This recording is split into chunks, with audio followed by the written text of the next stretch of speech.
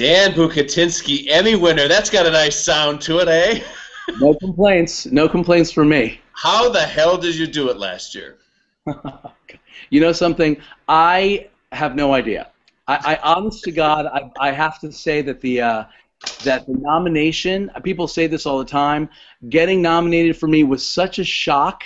It's not like obviously every actor who submits knows that it's a possibility, but it genuinely felt like I hit the lottery. And then after that, I absolutely did not. I just didn't really in my gut think it was a possibility. But experts like me were telling you it could very well happen because you had the episode. You had a brilliant episode, and the minute I saw that, I think I put you at #1 and kept you there in that whole.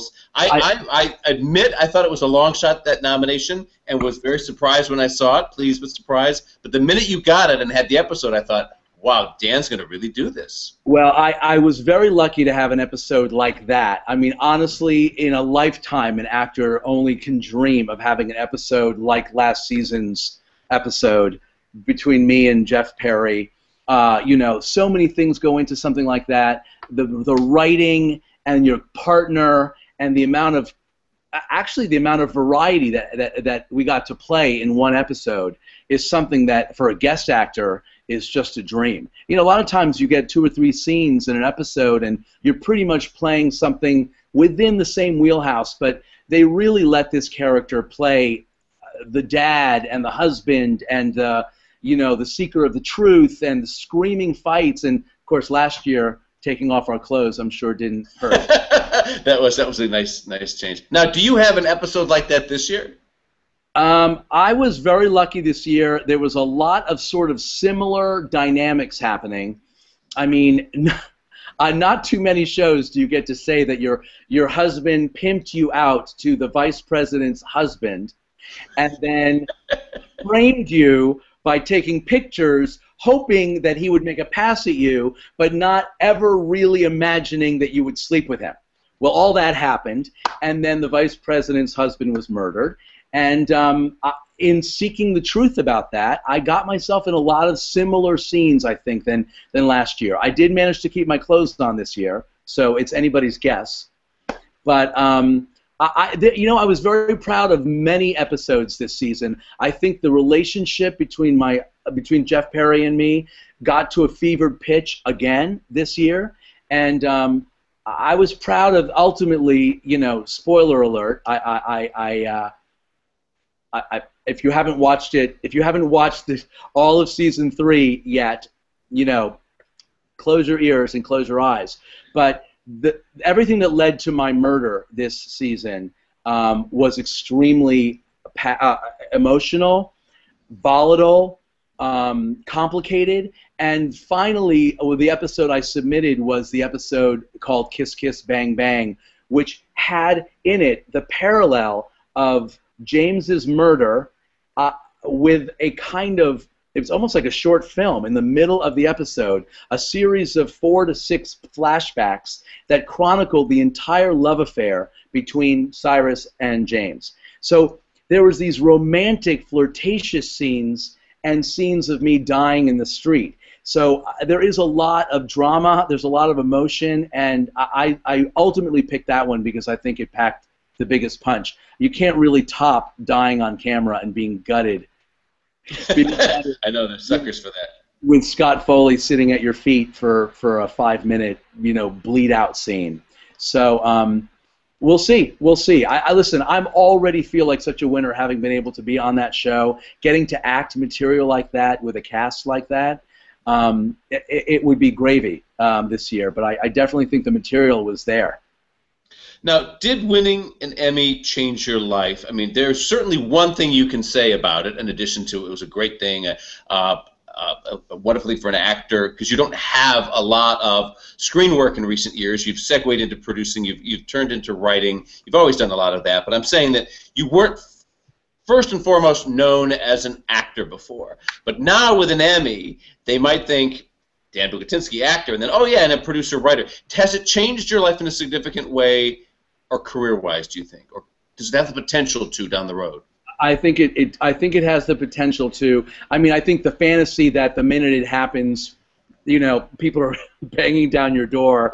I think more than it really did change the way. Listen, I've been in this business for a long time as a writer, as an actor, as a producer with Lisa Kudrow.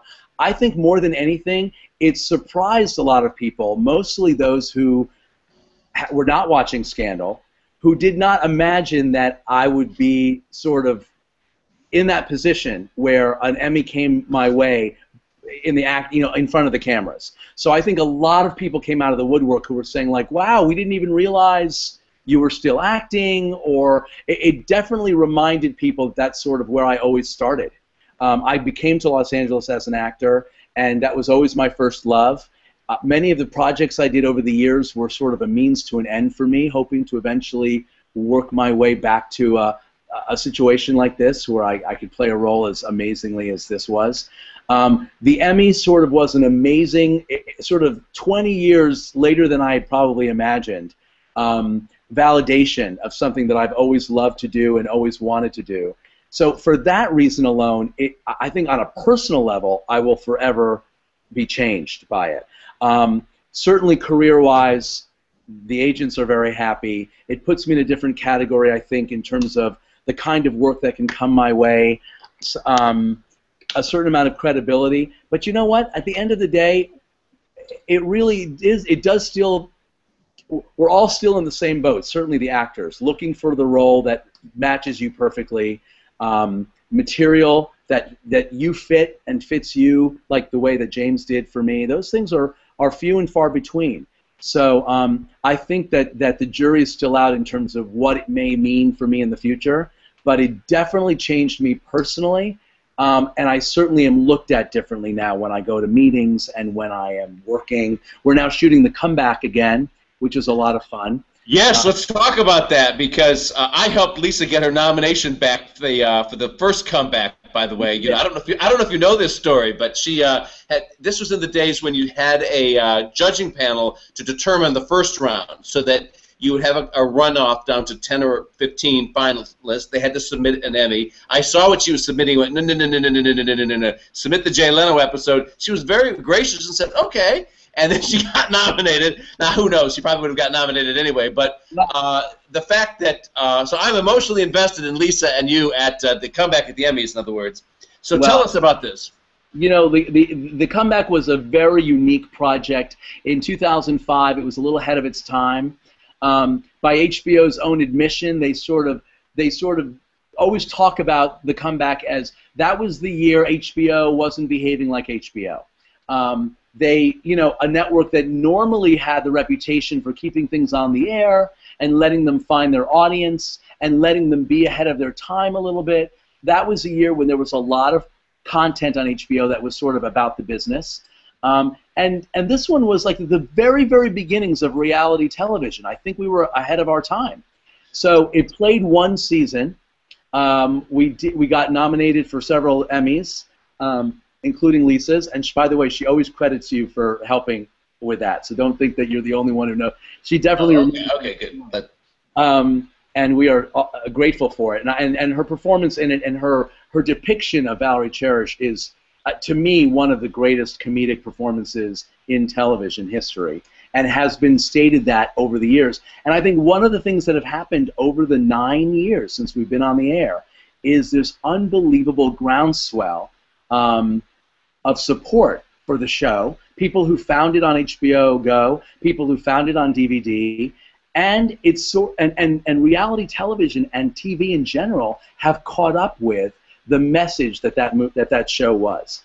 And so we've been toying with the idea of what would happen if we got to make more.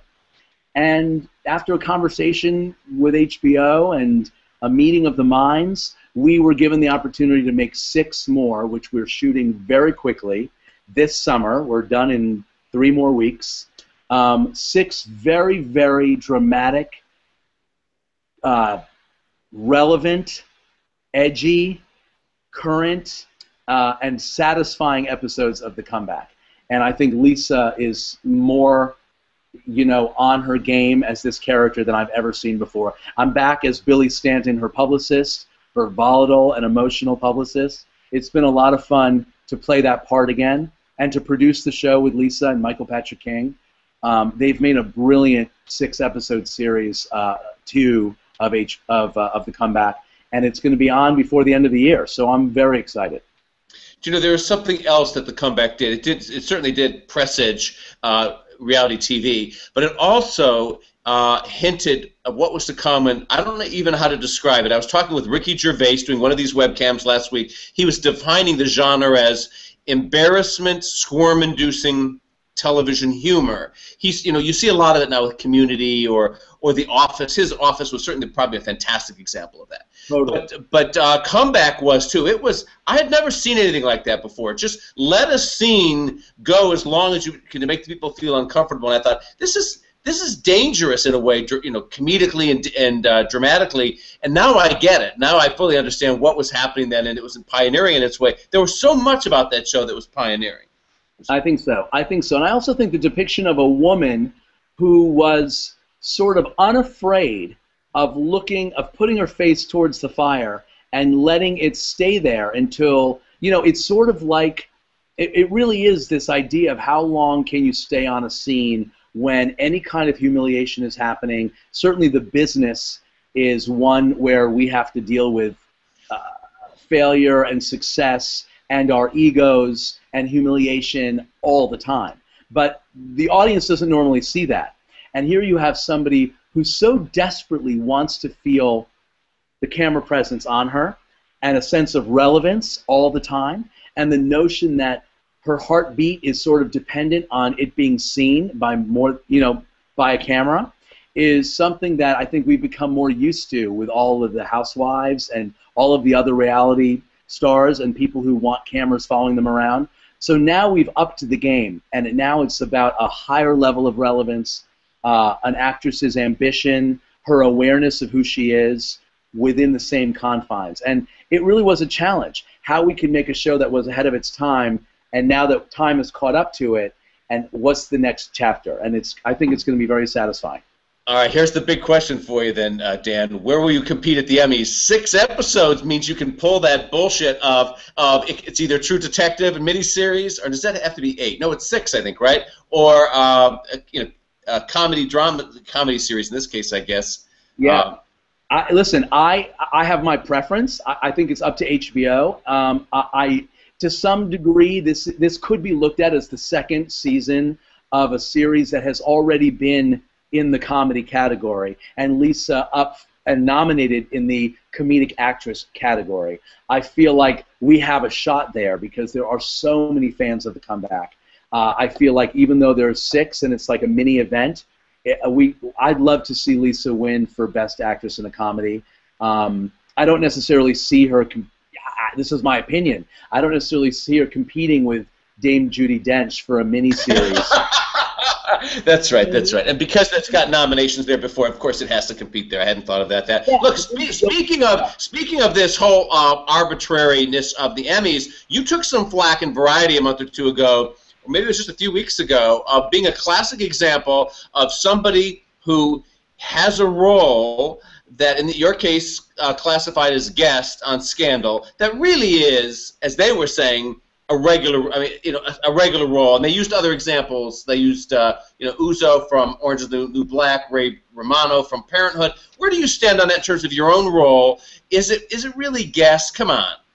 Well, listen, I don't think I got flack for it because if I had any say in the matter, I maybe would have been a regular on Scandal. I mean, I did many episodes over 3 seasons. I wanted to submit for an Emmy, and the only thing I was allowed to submit for was whatever I was contracted as, and I had to go back to my contract again just to remind myself, and my contract for 27 episodes was always as a guest. I was billed as a guest, I was booked as a guest, and I was always a guest. Now, that is the way I was billed, and that is the rules of the Academy. So now that's a different issue. Whether there should be a category for recurring characters on series, that is different than a true guest of a series, which is, I think, in the old days, somebody who comes in for one, is given an episode, and makes a real, and makes an impression in the episode that they're in. But because the guest star roles have become juicier and meatier, as has mine. I think the creators of series often want to see those characters back. And James started as a guest and ended as a guest. I've always been a guest on the show. So it wasn't really my doing. It wasn't my fault. I had no say in how I was billed, and I had no say in what category I could submit in the Emmys. So I got a question from the Hollywood Reporter was doing a piece on a lot of guest actors who are up this year for Emmys, and he said, like, is it really a guest role? And I said, it is technically, it is contractually. Now, whether or not we keep going in this direction, where you can be in 30, 40, 50 episodes of a show and still be called a guest, that's a question that I think the unions and the Academy should look at. I was happy to, listen, I was thrilled last year. I was lucky enough to be nominated in this category. I hope I am again. And I certainly was billed and contracted as a guest star. But I do think there's got to be a differentiation at some point between people who have established regular characters on series, even if they're not regulars. They are kind of on the show in a semi-regular way, as opposed to somebody who comes in for one single episode and takes the material and does a lot with it, and people never see them again. I think there is a difference. But I think it's hard at this point to continue to parse out new categories, both at the union and at the Academy. So that's really a question for all of them. Well, as the producer, you are very, very familiar with the bullshit arbitrariness of Emmy categories. Take who do you think you are, right? Your is it information series? Is it? What is special class? How many different places have you put that? 2. It's been in 2 places. It has been eligible for, at a time when there used to be a category. And by the way, the category names change every year too. Who do you think you are?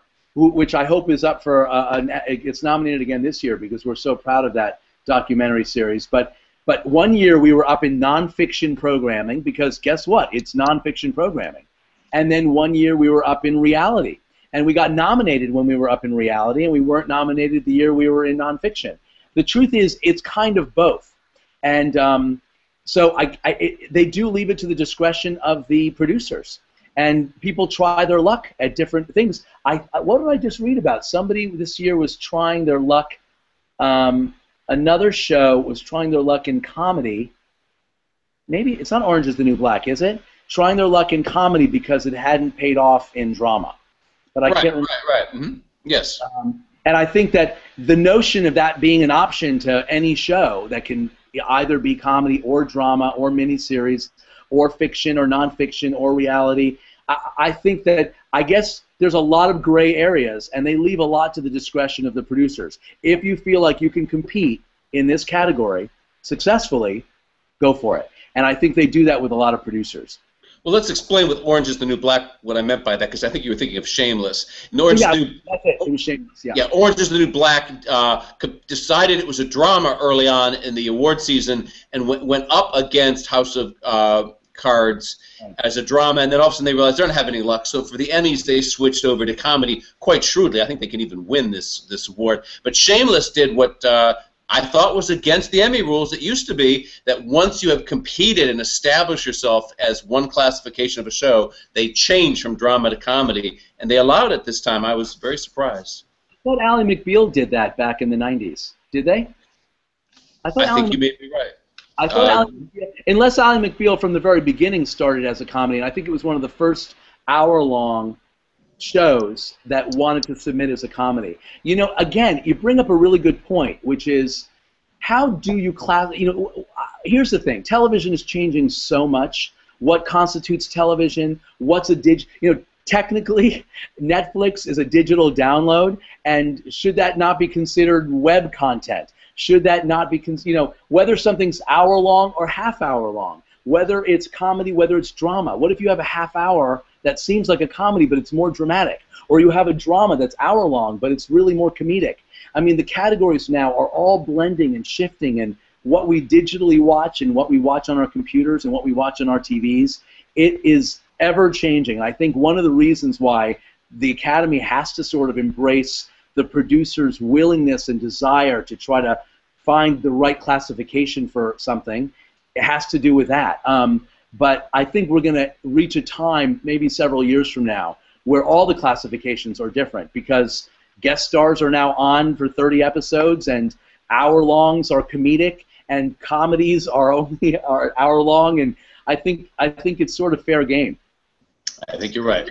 All right, well, we have lots of years ahead of us to figure it all out. Meantime, congratulations on your win last year, Dan. Hope to see you back. I'm glad to hear you've got a lot of great episodes to pick from. Yeah, it was good. Right up until the death, boy, I was very, very lucky. There's a great group of writers at Scandal and an ensemble that I haven't worked with a group of actors like that, some of which I haven't even appeared on camera with, but are so inspiring and so supportive. And I think the whole experience of working on that show really lends itself to making you the best you can be. I think everybody tries to, and Carrie sets the bar so high. Kerry Washington, who you're going to be talking to probably shortly, she really sets the bar high, and she brings her A game every time, and it makes you want to bring your A game every time. And all the actors really are just playing at the top of their game, and it's made me a better actor, and I'm so grateful, not just to the Academy and those who voted for me, but also to the writers who've written such great material, and Jeff Perry, of course, who I got to play with. So I'm nothing if I'm not grateful. Well, that's good. Okay, thank you, Dan. We'll talk soon. Yeah.